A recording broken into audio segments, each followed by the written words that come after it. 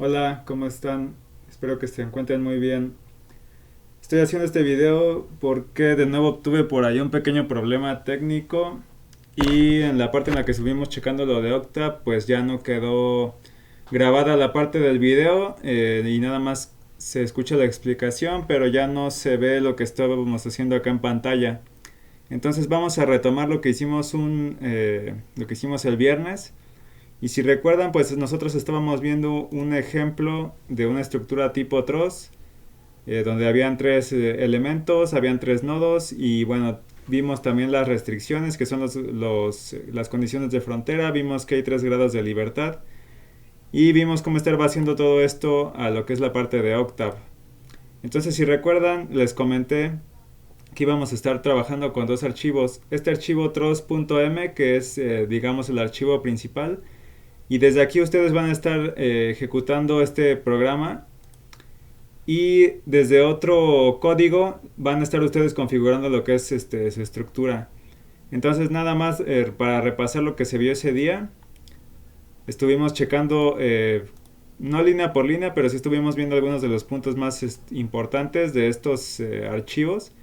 Y por ejemplo aquí en la línea 20, si recuerdan, habíamos visto que pues si alguien quiere cambiarle el nombre a este archivo que se genera, lo puede hacer. Entonces realmente aquí en este archivo troz.m no hay que modificar muchas líneas. Nada más pues sería esta línea 20 si alguien quisiera ponerle otro nombre de archivo.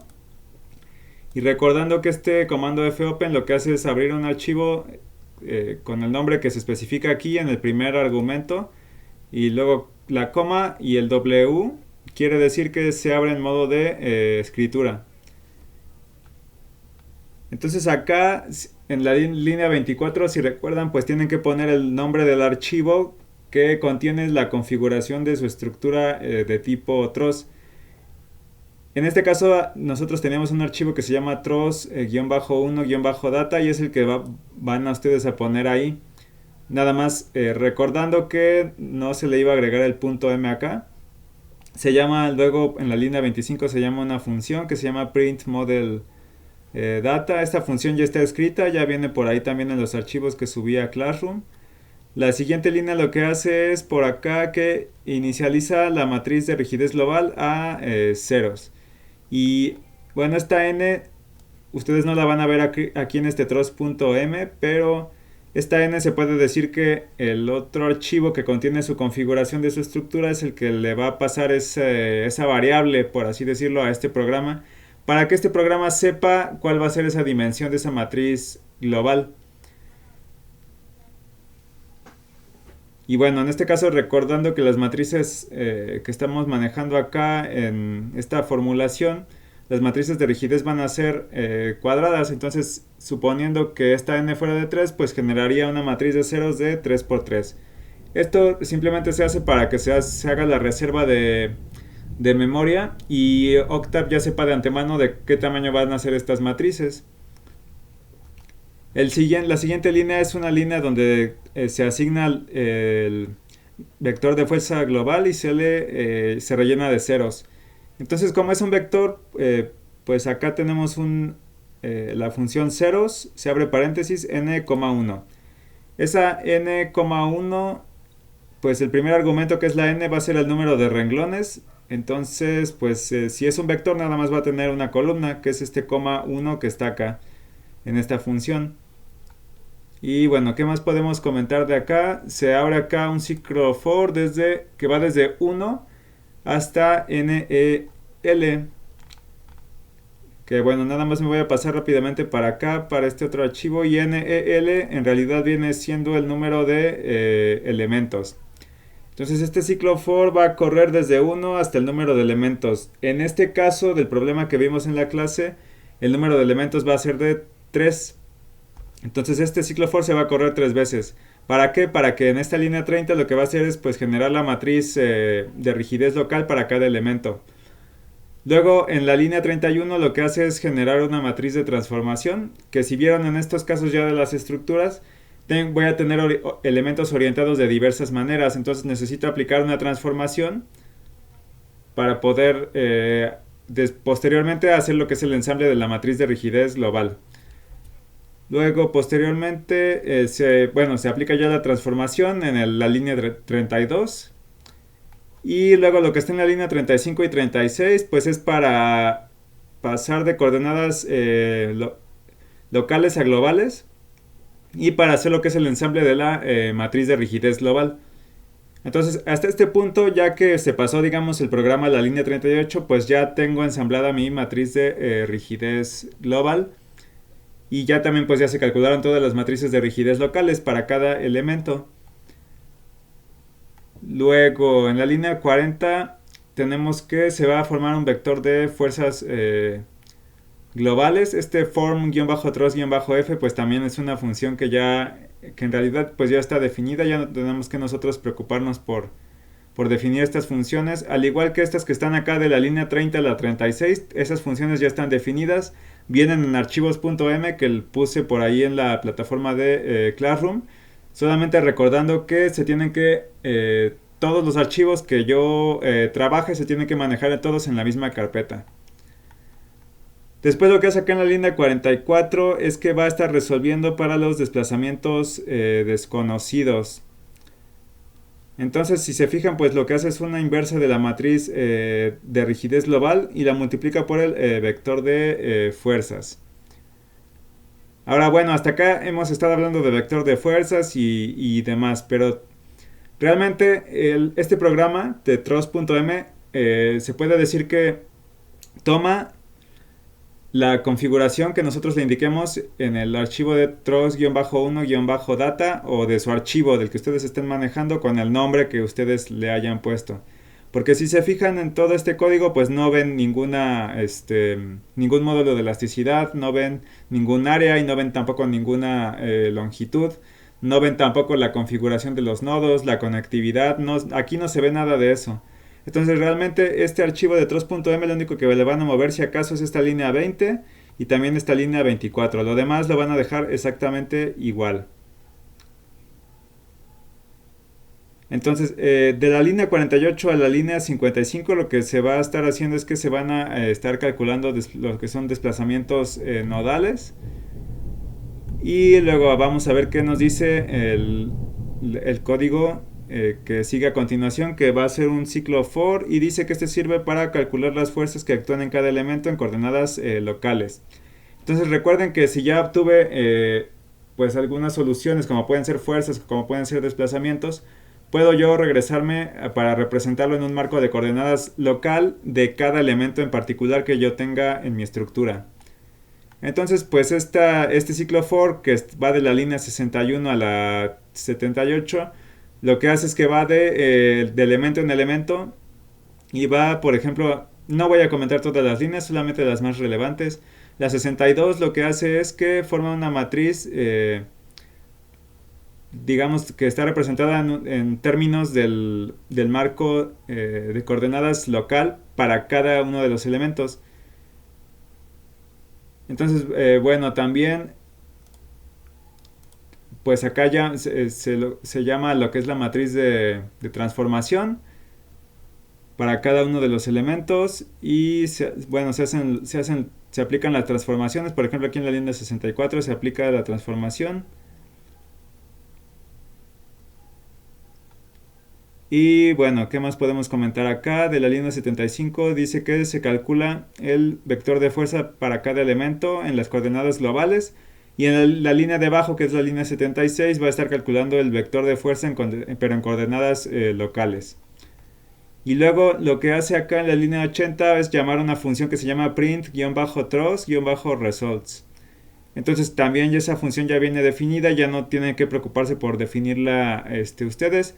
Y si recuerdan de lo que vimos en la clase, lo que hace esa función es que genera pues lo que es un archivo de texto como con una especie de reporte donde nos va a imprimir lo que son las configuraciones de nuestra estructura, la geometría, las propiedades de los materiales de cada uno de los elementos, los esfuerzos, las fuerzas, los desplazamientos, etc. Entonces, bueno, nada más otra vez como recordatorio, aquí nada más van a tener que modificar lo que es la línea 20 y la línea 24. Que de hecho, bueno, la línea 20 se puede quedar exactamente así como está y se puede renombrar el archivo posteriormente.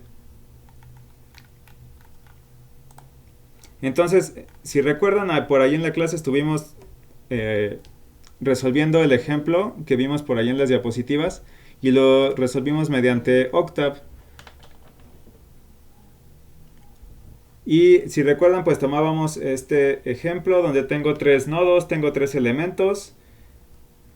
Y acá lo que pasaba era que, por ejemplo, el nodo 1 está restringido tanto en X como en Y, entonces no va a haber desplazamientos ahí.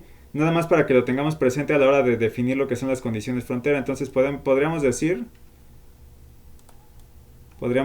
que, por ejemplo, U1,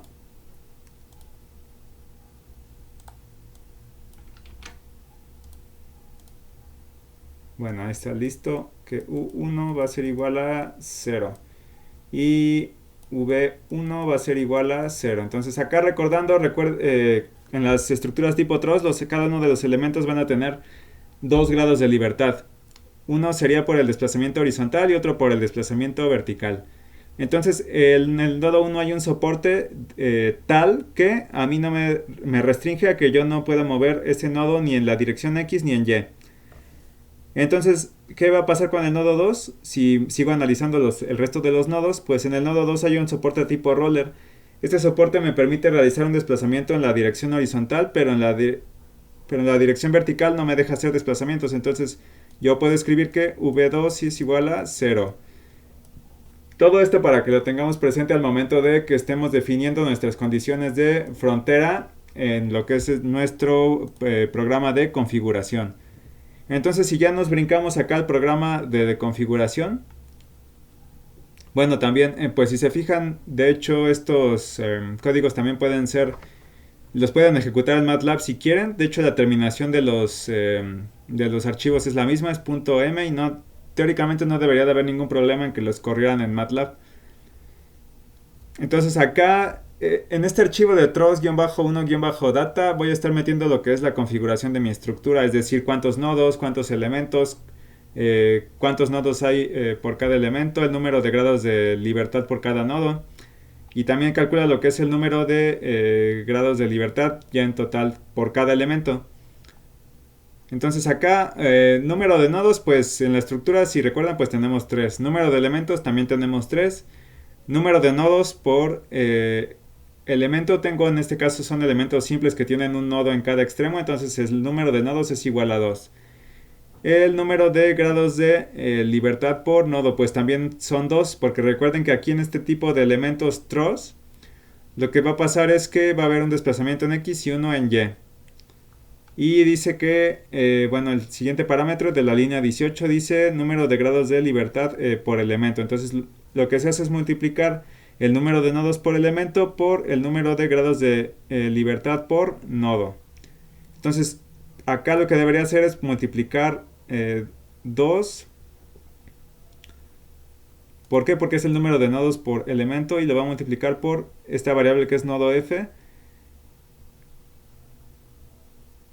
Y bueno, acá más bien nn es igual a 3 porque es el número de nodos en total de la estructura. Y nodo f va a ser igual al número de grados de libertad por cada nodo. Entonces al multiplicar 3 por 2 me va a quedar 6.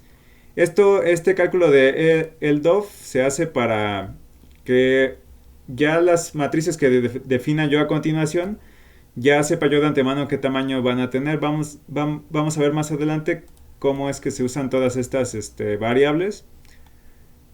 Y bueno, aquí lo primero que se hace en la línea 22 es que se está generando una matriz de ceros y las dimensiones van a ser de nnd, 2. Entonces nnd es 3 y bueno, tiene el coma 2 después. Entonces 3,2, 3 renglones y 2 columnas. Acá, bueno, esta variable que se llama geom va a ser una matriz donde yo voy a estar metiendo lo que son las coordenadas de cada uno de los nodos. Entonces en cada fila le va a corresponder a un nodo. Entonces la primera fila va a ser para el nodo 1, la segunda para el nodo 2 y la tercera va a ser para el nodo 3. Entonces el nodo 1, bueno, nada más recordando acá la figura y teniendo en cuenta que, bueno, estos 4 metros y estos 6 metros los debo de pasar a milímetros para ser consistente en todas las unidades. Entonces el primer punto pues tendría, o más bien el primer nodo, tendría coordenadas 0,0. el segundo nodo tendría coordenadas 4000, 0 y el tercer nodo tendría coordenadas de 4000, 6000. Entonces, si se fijan, está escrito acá de la misma manera. El primer renglón tiene un 0 y después otro 0. El segundo renglón tiene el 4000 y el 0. Entonces, aquí cada columna le corresponde a una coordenada. Entonces, a la primera columna le tocan las X y a la segunda columna le tocan las Y. Entonces, y el tercer elemento en la línea 25 sería 4000 y 6000. Entonces, ya acabé de escribir las coordenadas de cada uno de los nodos.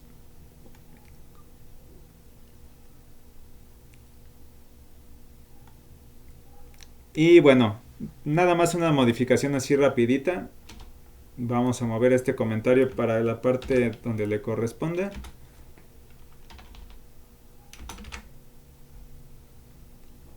Y vamos a suponer que en la estructura hubiera otro nodo y que tuviera coordenadas, vamos a decir, 5,5 metros. Entonces aquí lo que tendría que hacer es poner 5000 en X y 5000 en Y. Y esta parte que yo acabo de agregar pues le correspondería hipotéticamente a un nodo 4, si es que ese nodo 4 existiera. Entonces no es complicado estar vaciando los datos aquí. Nada más hay que tener cuidado en vaciarlos en el orden que corresponde, de acuerdo a la numeración de nodos que nosotros hayamos establecido.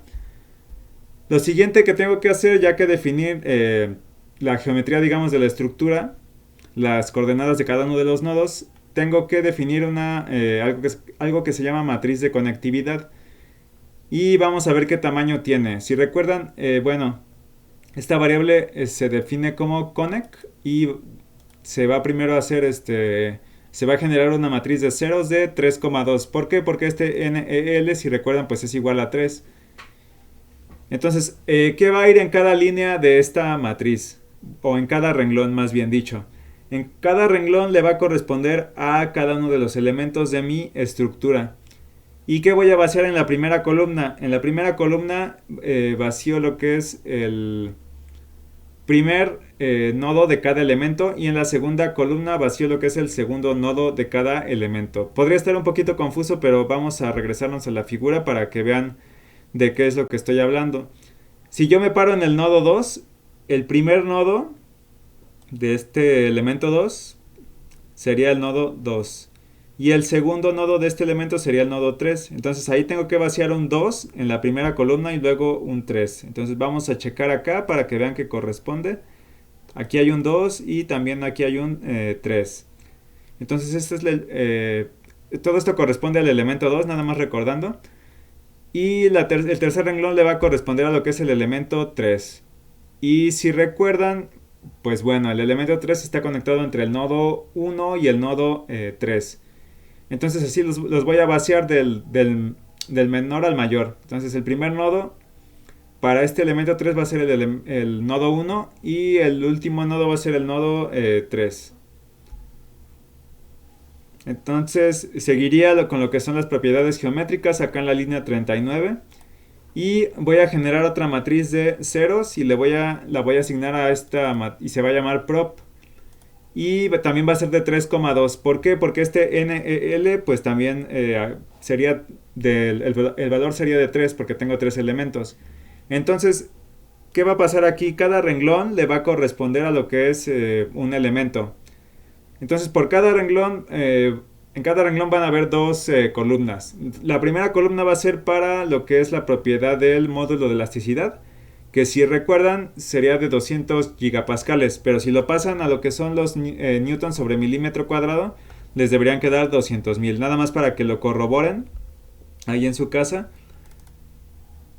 Y bueno, de hecho, en la segunda columna, ¿qué dato tiene que ir? En la segunda columna tiene que ir lo que es el dato del área del elemento.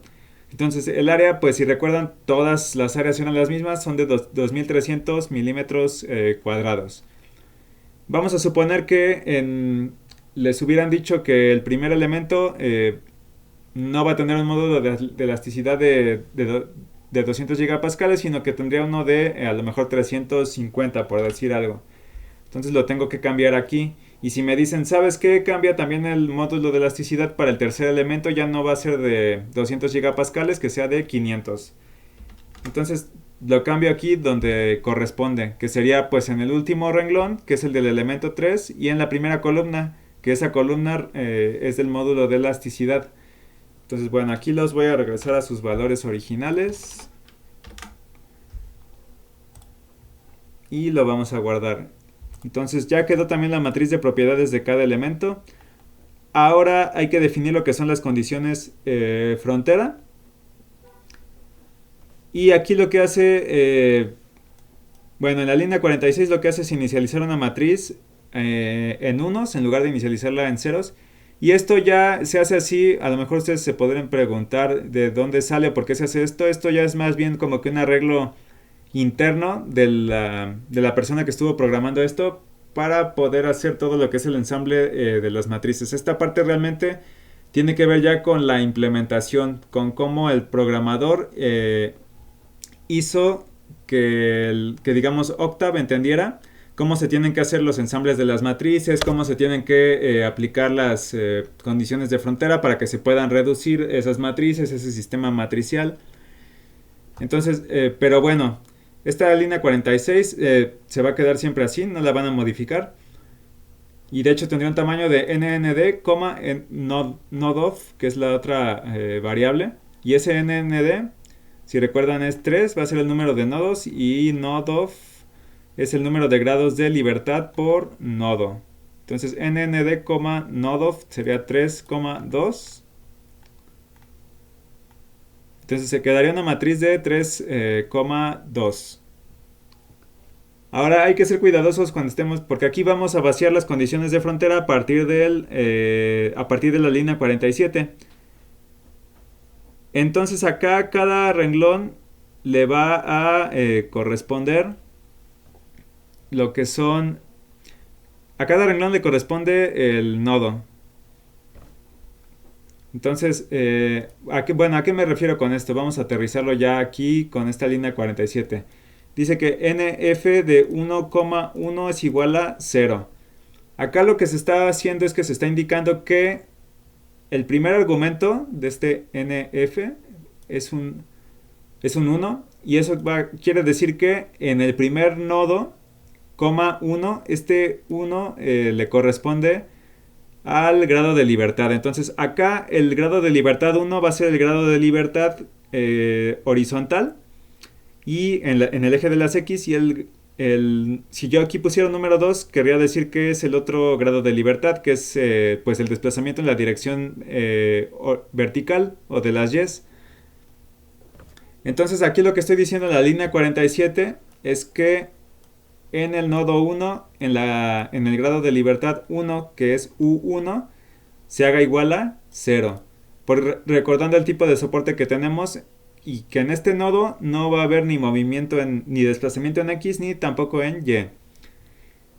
Entonces acá el siguiente comando es nf, abro paréntesis, 1,2 igual a 0.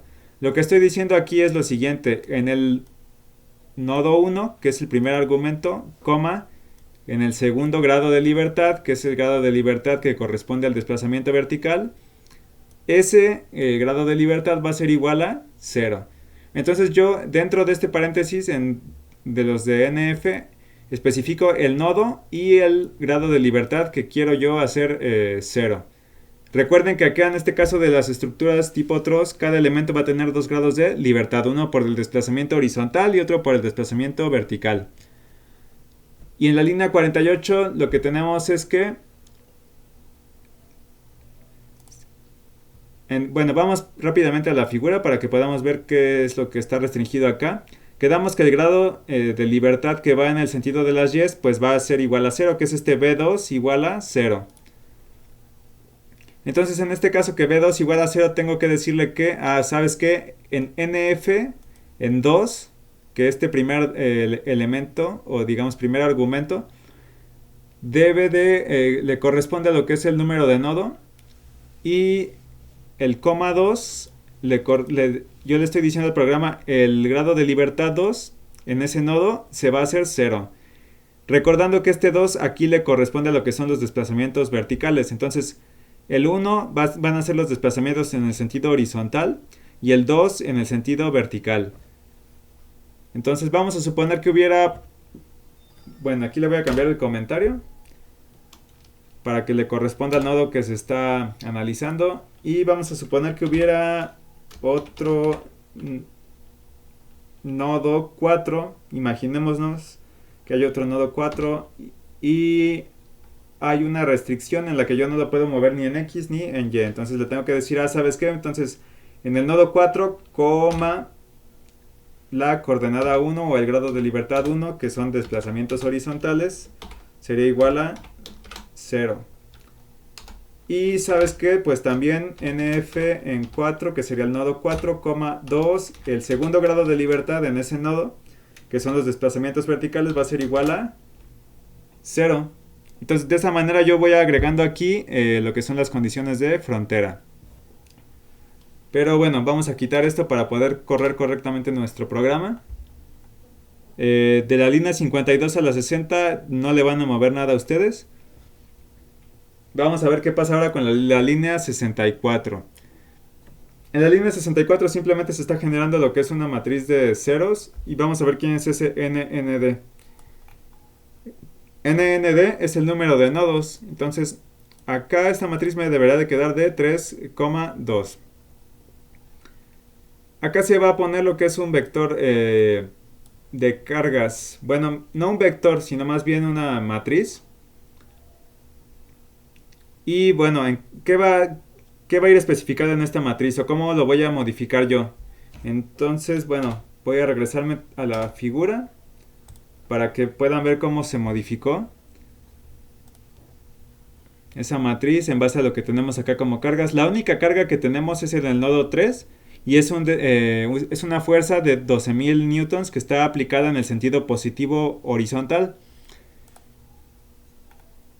Entonces nosotros debemos de aplicar o indicarle al programa que se está aplicando esa fuerza en ese nodo. Entonces, ¿cómo se va a hacer aquí? Voy a explicar este comando en la línea 65, dice load, abro paréntesis, y este 3 le corresponde al nodo donde yo quiero aplicar la fuerza, o más bien dicho, donde yo quiero especificar la fuerza que está siendo aplicada. Entonces acá no se va a modificar nada más que este primer argumento. Vamos a agregar después otra fuerza como si existiera otro nodo. Pero bueno, ahorita si se fijan, esto lo voy a igualar con un vector que dice 12.000 en la primera columna y 0 en la segunda columna. ¿Qué quiere decir esto? Que aquí voy a especificar yo la fuerza, pero descompuesta en sus componentes X y Y. Entonces aquí no tengo componente en Y, por lo tanto, si se fijan, pues este segundo elemento del vector pues va a ser de 0. Y el primer elemento del vector va a ser de 12.000, que le corresponde a lo que son el eje de las X, que es el eje horizontal. Entonces, vamos a suponer que existiera otro nodo 5. Entonces, de hecho, puedo copiar y pegar esta línea y nada más ir modificando lo que está aquí adentro de este vector. Y me dicen a mí, ¿sabes qué? Pues en ese nodo 5 se está aplicando una fuerza que va en la dirección vertical y va en el sentido negativo. Entonces el primer elemento de este vector sería 0. Y el segundo elemento, bueno, vamos a suponer que sea de 5 kilonewtons, que esté apuntando en la dirección negativa. Entonces lo tengo que especificar de esa manera. Y ya tendría definido yo todo lo que necesito para que se resuelva el problema. Entonces, bueno, voy a borrar esa línea. Y recuerden que el programa principal pues se debe de correr en throws.m. Y lo voy a correr nada más para asegurarme de que no haya nada erróneo. Ahí ya corrió el programa. Y lo que va a hacer entonces es que en la misma carpeta donde tienen todos sus archivos, debería de generarme un .txt con el reporte. Y si me fijo acá en el nombre del archivo, pues debería de llamarse throws-1-results.txt. Entonces acá voy a irme a la carpeta donde lo tengo.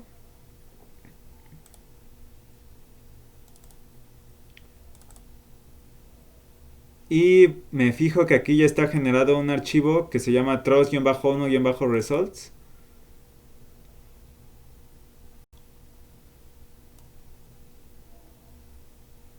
Y acá en este archivo lo que pasa es que es un archivo con un reporte, como comentaba al principio, donde me genera toda la que es la configuración de la estructura. Aquí la está imprimiendo, la matriz de conectividad, las propiedades, los grados de libertad y las condiciones de frontera, las cargas, cómo están siendo aplicadas. Y bueno, aquí en la línea 43 dice total de número de grados de libertad activos. Eso quiere decir, o este 3 representa que después de aplicar las condiciones frontera se quedaron 3 grados de libertad, pues digamos, que se tienen que encontrar. Entonces si tengo 6 grados de libertad en total y le quito 3, pues me quedan 3. El vector de fuerzas de manera global también aquí está representado. Luego dice que en la línea 59 aquí me está representando las soluciones para los grados de libertad que yo no conocía. Y acá en la línea 67, a partir de esta línea, ya me está imprimiendo lo que son los resultados en un formato de X, Y.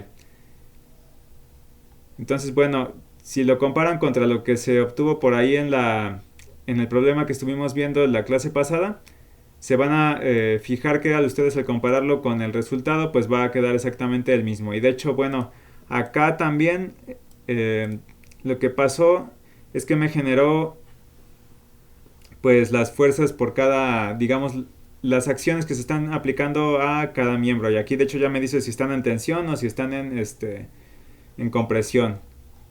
Entonces, bueno, sería todo lo que quería recalcar, solamente por el inconveniente que tuve ahí al momento de estar grabando, que desconozco por qué suceda. Quizá tenga que hacer cortes en las siguientes clases antes de grabar lo que son las partes de Octave. Pero bueno, espero que haya quedado claro. Ya saben que si tienen alguna duda me pueden ustedes mandar un correo o comentarme. Y ya, pues dependiendo de las dudas que tengan, pues ya yo les iré atendiendo. Entonces repasen este video las veces que sea necesario y nos vemos. Hasta luego.